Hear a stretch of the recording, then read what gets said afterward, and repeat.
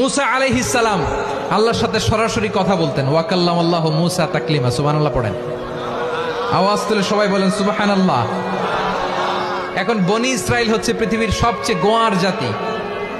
তারা বলে, মুসা তুমি যে আল্লাহর সাথে কথা বলো আমরা তো দেখি না, তুমি যে কথা বলো আমরা তো শুনি না, তো কি করতে হবে? বনি ইসরাইল বলে, আমাদের মধ্য থেকে 70 জন নিয়ে যাইতে হবে তুর পাহাড়ে। ওরা আয়েশা যদি কয় হয় আমরা শুনছি তাহলে বিশ্বাস করব। কত বড় ডাকাত দেখছেন বনি ইসরাইল। এদের চেয়ে গোয়ার জাতি নাই।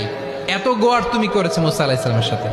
তুমি যে আল্লাহর সাথে কথা বলে আমরা তো দেখি, কি করব? 70 জন আমাদের বন্ধু বান্ধব যে যদি দেখে তারা বললে ওকে আস, 70 জন আস। 70 জন নিয়ে গেল।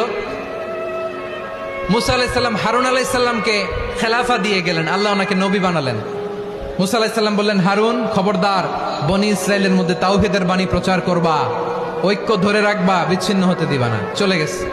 এইদিকে বনি ইসরাইলের এক দুষ্ট লোক ছিল, নাম সামিরি। কি নাম?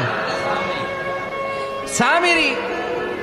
সে সবাইরে বলল তোমাদের স্বর্ণগুলো ফালাও। স্বর্ণগুলো ফেললো। বনি ইসরাইলের স্বর্ণগুলোকে গলিয়ে সে একটা গরুর বাচ্চা বানালো। গোবৎস। কিসের বাচ্চা?